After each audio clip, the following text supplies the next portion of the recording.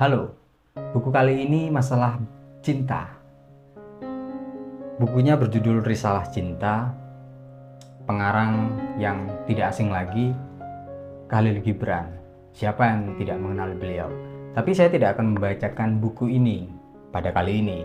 Saya akan membacakan siapa sih Khalil Gibran itu, biografi seorang penulis tersohor pada waktu itu. Dan pada masa sekarang pasti tidak akan ada orang yang tidak tahu Khalil Gibran.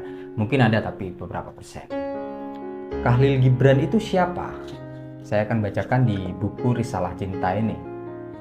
Nama lengkapnya Gibran Khalil Gibran. Lahir pada tanggal 6 Januari 1883 dekat Holy Cedar Grove, di tepian Wadi Kodisa, kota Besari, Lebanon. Ibunya bernama Kamila, putri seorang pendeta bernama Istipan Rahma. Ia seorang janda ketika menikah dengan Khalil Gibran. Ayah penyair itu, suami pertama Kamila adalah Abdes Salam Rahma, pria yang hidup bersama Kamila sehingga lahirlah seorang putra, Boutros, yang berusia 6 tahun tatkala Gibran lahir. Sekitar tahun 1885, Miriana, adik perempuan Gibran yang pertama lahir. Dan 2 tahun setelahnya, Sultana, adik perempuan Gibran yang kedua pun lahir. Pada 1895, Khalil Gibran, kakak tirinya Boutros, ibunya, dan kedua adik perempuannya bermigrasi ke Amerika Serikat, menetap di Chinatown, Boston, sementara ayahnya tetap tinggal di Lebanon.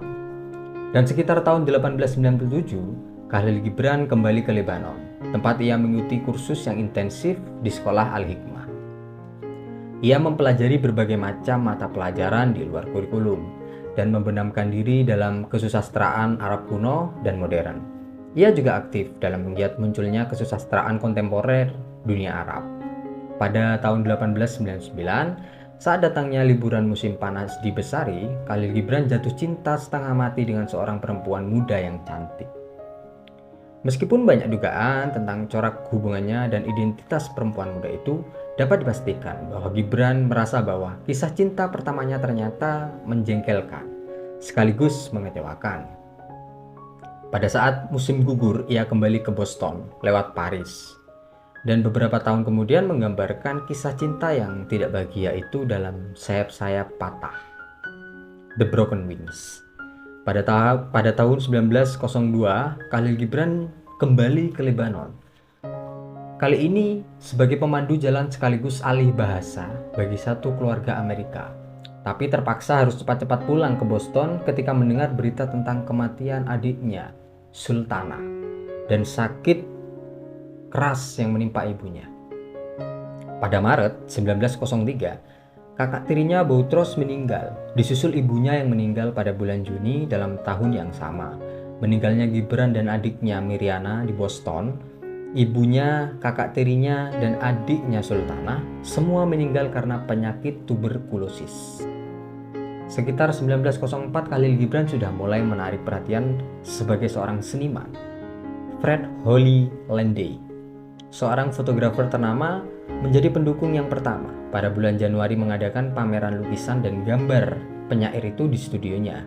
Pada Februari, pameran kedua diadakan di Cambridge School, lembaga pendidikan swasta yang dimiliki dan dikelola oleh Mary Haskell, yang menjadi teman terdekat, pelindung dan sponsor Gibran.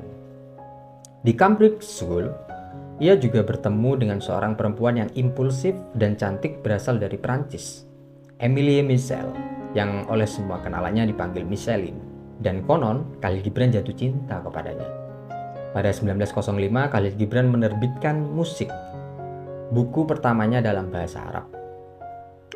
Selanjutnya pada 1906, Khalil Gibran menerbitkan serangan pedas terhadap negara dan gereja dalam Bidadari Lembah, yang memberinya reputasi sebagai seorang yang revolusioner dan seorang pemberontak. Reputasi ini agak memudar ketika kelak ia menerbitkan karya-karya mistiknya. Tahun 1908, di samping menyiapkan penerbitan Semangat Pemberontak, Gibran juga menggarap falsafah religi dan religiositas yang tidak pernah diterbitkan.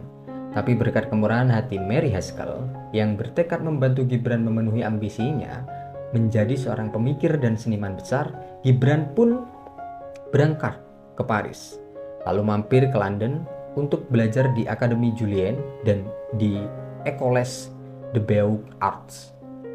Selama tinggal di Paris, ia berhubungan dengan kesusastraan Eropa, membaca karya-karya penulis Perancis dan Inggris kontemporer. Ia juga lalu amat tertarik kepada karya William Blake yang amat mempengaruhi pikiran dan seninya. Dan sejenak terpesona oleh mantra Friedrich Nietzsche. Bagaimanapun pengaruh Nietzsche, tidak seperti pengaruh Blake, tidak bertahan lama. Pada 1909, Khalil Gibran melanjutkan studinya di Paris, di mana ia bertemu lagi dengan teman sekelasnya dari Al-Hikmah, Yusuf Al-Huwaik, juga seorang mahasiswa seni. Keduanya bersahabat dan bersama-sama berusaha berkenalan dengan tren lukisan modern. Bagaimanapun, ternyata mereka merasa tidak terlalu simpati dengan aliran kubisme. Yang salah, seorang dari mereka menggambarkannya sebagai satu revolusi sinting, dan justru memperkuat kesetiaan mereka kepada tradisi klasik. Mereka juga bertemu dengan pematung Auguste Rodin. Walaupun pertemuan mereka hanya berlangsung beberapa menit, Rodin menyuntikkan pengaruh yang kuat pada seni Khalil Gibran.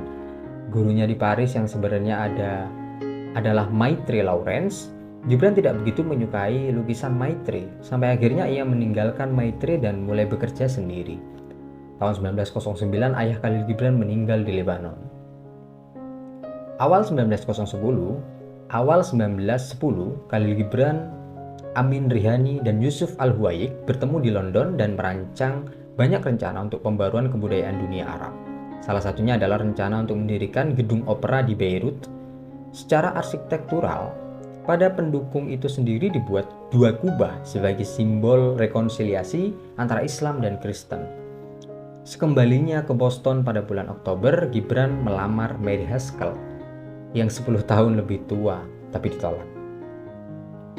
Pada 1911, saat itu kegiatan politik sedang ramai-ramainya, didorong oleh upaya membebaskan wilayah-wilayah Arab dari kekuasaan bangsa Ottoman. Salah satu dari banyak komunitas Arab semi-politik yang muncul di Syria, Lebanon, Konstantinopel, Paris, dan New York. Tapi lingkaran emas itu tidak populer di kalangan para imigran Arab dan bubar setelah rapat pertama. Gibran mulai mencari nafkah dengan melukis foto. Tahun 1912, Khalil Gibran pindah dari Boston ke New York dan menyewa sebuah studio di 51 West 10th Street di antara 5th and 6th Avenue, tempat pertapaan. Begitu Khalil Gibran menyebut studionya. Tetap menjadi rumahnya sampai kematiannya menjemput. Ia menerbitkan Sayap-Sayap Patah, kisah autobiografi yang sudah dikerjakan sejak tahun 1903. Hubungan cinta dan sastrawi mulai terjalin antara Gibran dan May Jiadah, penulis Lebanon yang tinggal di Mesir. Meskipun hanya saling mengenal hanya lewat surat menyurat yang berlangsung selama lebih dari 20 tahun, mereka mencapai satu keintiman dan harmoni pemahaman yang langka, yang hanya diputuskan oleh kematian Gibran. Khalil Gibran mengumpulkan sejumlah puisi prosanya yang sudah dimuat dalam berbagai majalah sejak 1904 dan menerbitkan dengan judul Dam'ah wa Ibtisamah, A Tear and a Smile. Pada bulan Desember, sebuah pameran lukisan dan gambarannya diadakan Montrose Galleries, New York. Selama 1917, dua kali lagi pameran karya Khalil Gibran digelar. Satu di Knoedler Galleries, New York, sedangkan pameran yang lain digelar di Dole and Richard Galleries, Boston. Tahun 1918, Khalil Gibran menerbitkan Si Gila, The Madman, yang merupakan buku pertamanya dalam bahasa Inggris. Dan medio 1919, Gibran menerbitkan 20 lukisan, 20 drawing.